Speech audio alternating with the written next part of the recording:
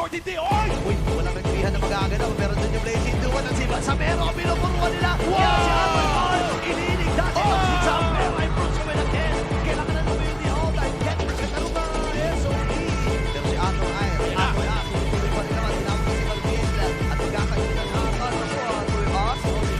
May pinupurs nila yung mga dashes ni King Kong. Siya ay mabibigyan.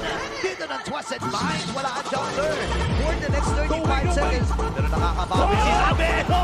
Tamang sipa. Laso kailangan na pumatras.